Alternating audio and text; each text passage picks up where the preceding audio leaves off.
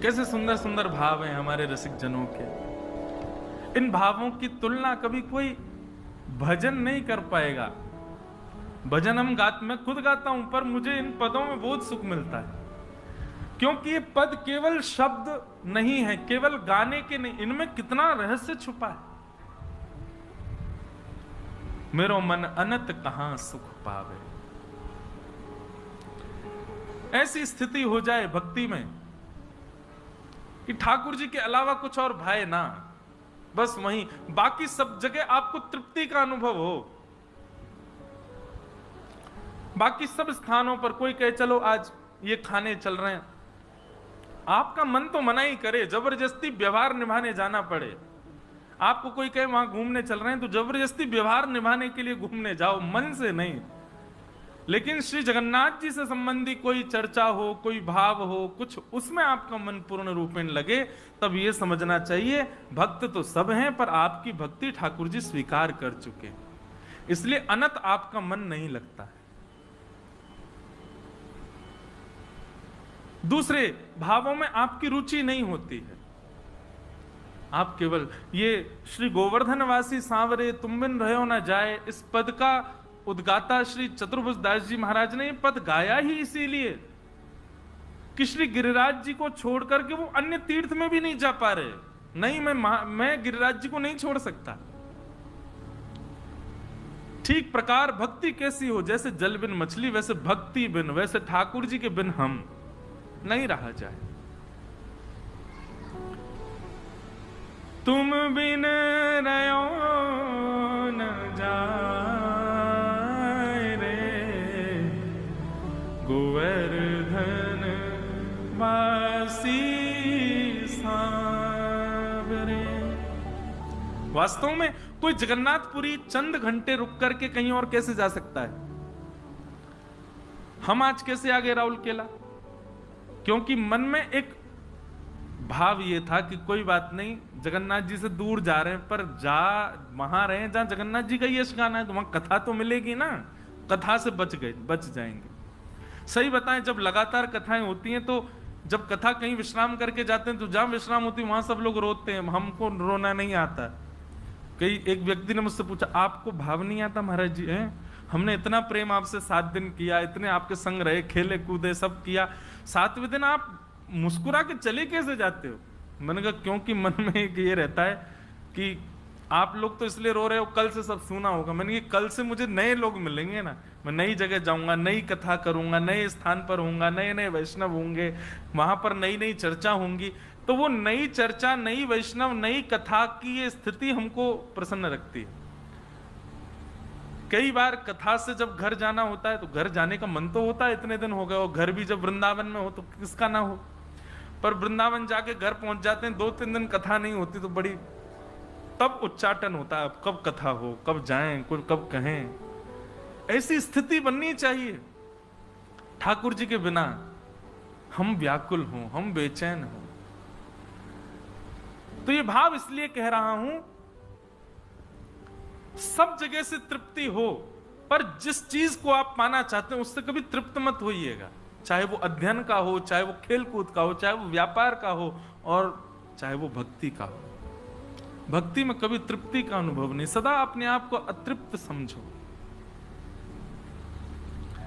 ऐसे सच्चिदानंद रूपाय, 3 प्रकार के जिनके रूप हैं, विश्वोत्पत्त्यादि हेतवे, विश्व की उत्पत्ति पालन संहार जो कर रहे हैं, तापत्रय विनाशाय, 3 प्रकार के तापों का विनाश करने वाले, श्री कृष्णाय वयम नमः।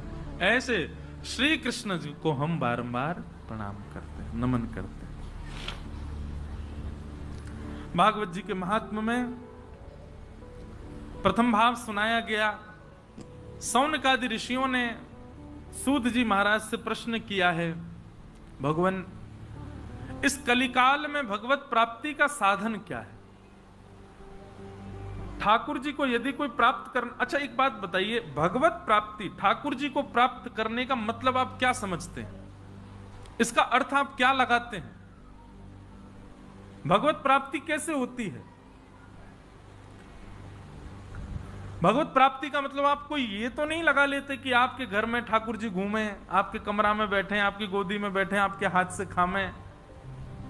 क्या अब नहीं कर रहे ठाकुर जी ऐसा? आप सब जिन ठाकुर जी की सेवा करते हैं वो आपके घर में ही बैठे हैं, आपके हाथ से ही पाते हैं, आपकी गोद में लेटते हैं। क्या तो फिर और क्या चाह रहे हो आप? और यदि उनके प्रति ऐसा भाव नहीं है कि आप ये बांधे हाथ का खाएं, हमारे संग बैठे आदि आदि, तो वो तो अभी भी कर रहे हैं ठाकुर जी। तो फिर भगवत प्राप्ति आप किसको मानते हो? क्या समझते हो भगवत प्राप्ति भाव में? क्या है भगवत प्राप्ति?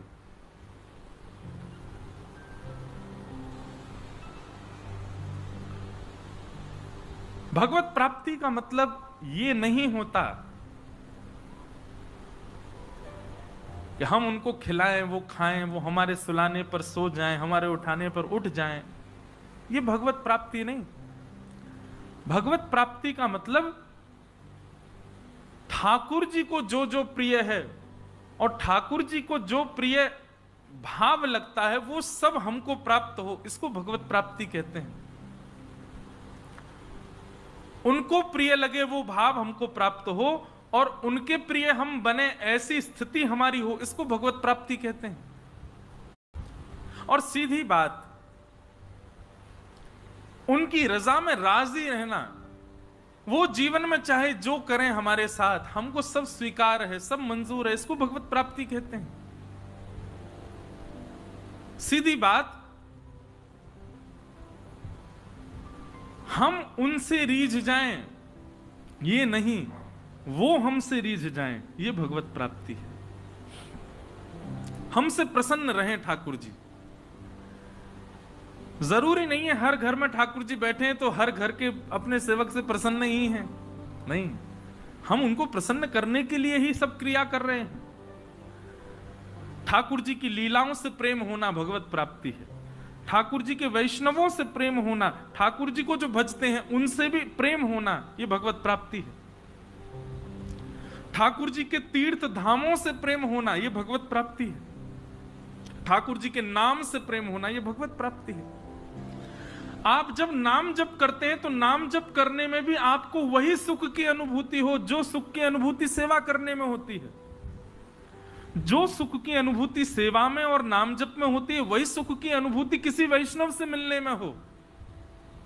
ऐसा नहीं हो कि वृंदावन जाते हैं उसमें हमको ज्यादा सुख मिलता है, द्वारिका जाने में उतना सुख नहीं मिलता, या तीर्थ जाने में जो सुख मिलता है वो कथा सुनने में नहीं मिलता, या कथा सुनने में जो सुख मिलता है वो ठाकुर जी के नाम जप में नहीं मिलता। ऐसा नहीं, ठाकुर जी के हर स्थिति सम हो करके आपको सुख प्रदान करे, आनंद प्रदान करे, तब समझो ये है भगवत प्राप्ति।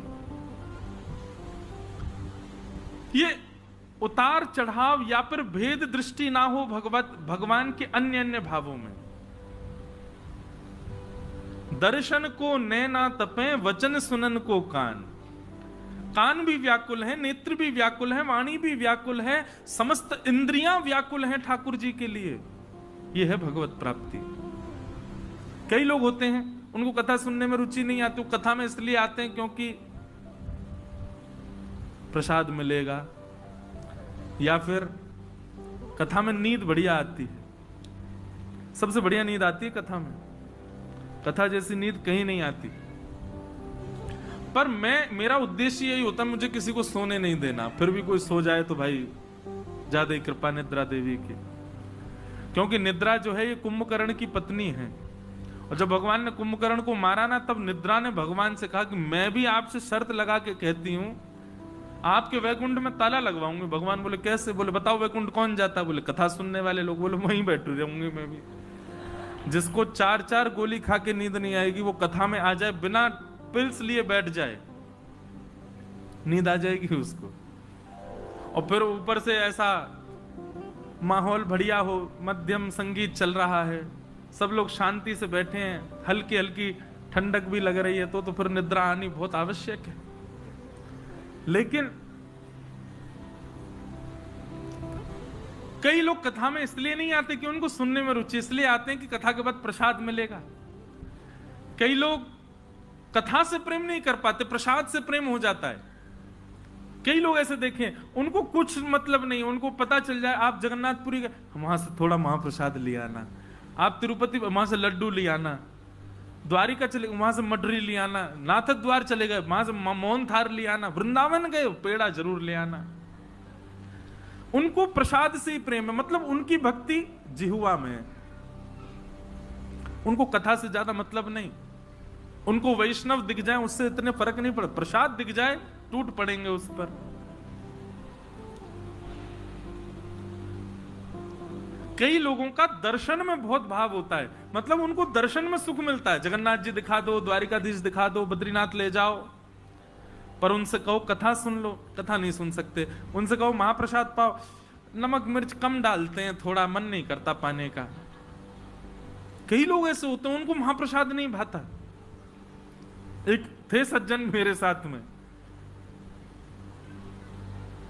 हमने तो एक नियम रखा, जगन्नाथपुरी में रहो चाहे किसी भी तीर्थ में रहो, एक बात सदैव याद रखो, अगर व्यवस्था है कि वहां की रसोई से प्रसाद मिलता है तो कुछ और पाना ही नहीं है, ठाकुर जी का अधरामृत पाना है।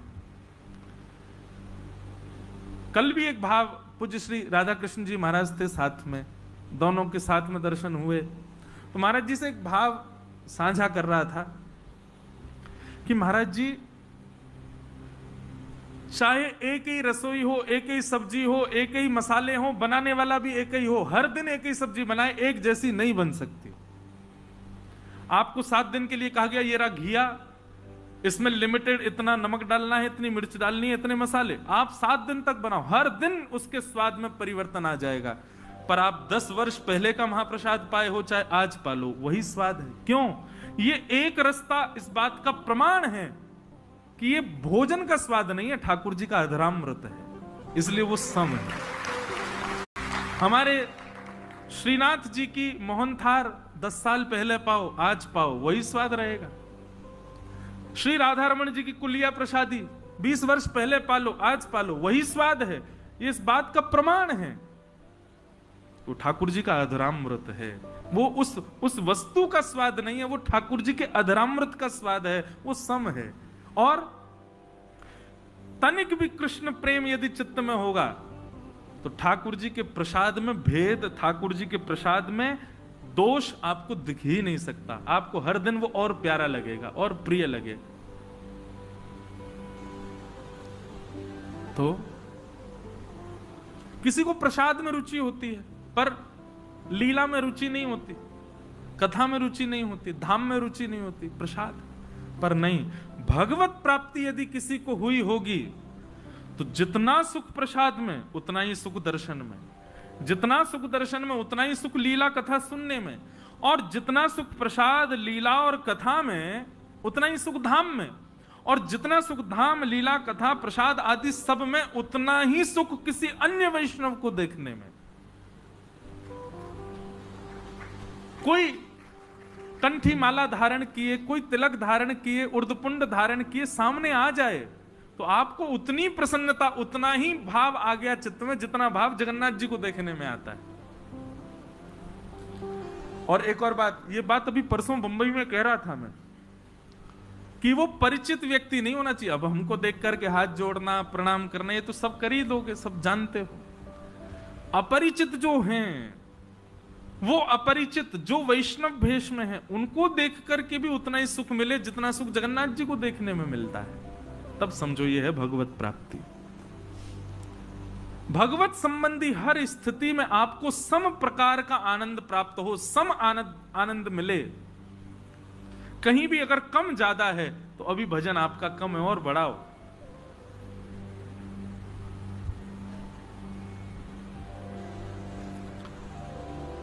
तो इसे कहते हैं भगवत प्राप्ति।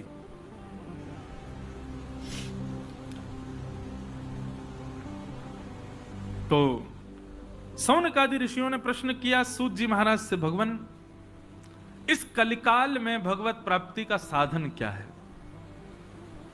तब सूत जी महाराज ने बिना विचार किए सीधे स्पष्ट रूप से एक ही उदाहरण दिया। बोले एक ही उपाय है कलिकाल में भगवत प्राप्ति का। क्या? कि श्रीमद् भागवतम शास्त्रम कलौ कीरेण भाषितम। केवल और केवल श्रीमद् भागवत शास्त्र, इस भागवत जी की शरणागति ले लो। आप भागवत जी नहीं, आप साक्षात जगन्नाथ जी की शरण में बैठे हो, ये भाव रखो। यहां कहे जाने वाले शब्द, ये शब्द ब्रह्म हैं, साक्षात ठाकुर जी हैं। हम यहां से उतर के कुछ भी कहें, कान बंद कर लेना आप, पर यहां बैठ के कह रहे हैं तो उसको यही समझना है जगन्नाथ जी ही प्रवेश कर रहे हैं हमारे चित्त में, जो जो हम श्रवण कर रहे हैं। सूत जी महाराज कहते हैं कलिकाल में व्यक्ति को भगवत प्राप्ति कराने का केवल एक साधन है, और वो साधन है श्रीमद् भागवत। सौनकादि ऋषियों ने प्रश्न किया, महाराज भागवत जी के विषय में थोड़ी विस्तार से जानकारी दो। किसने किसको सुनाई?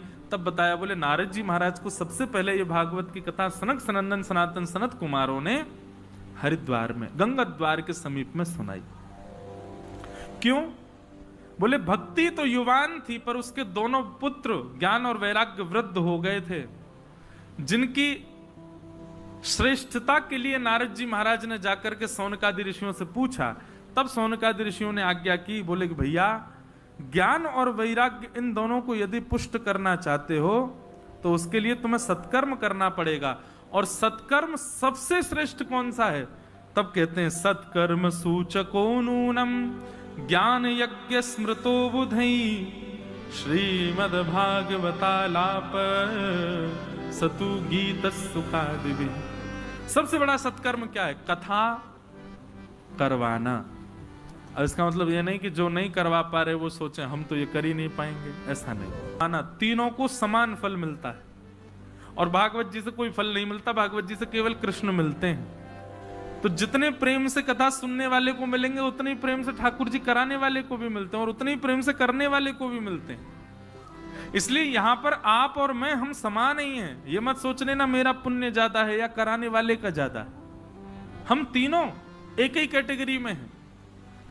जब मुझसे मिलने का मन बनाएंगे ठाकुर जी, तो निश्चित है आपसे भी मिलने का मन बनाएंगे, चाहे आप राउरकेला रहो चाहे कहीं रहो।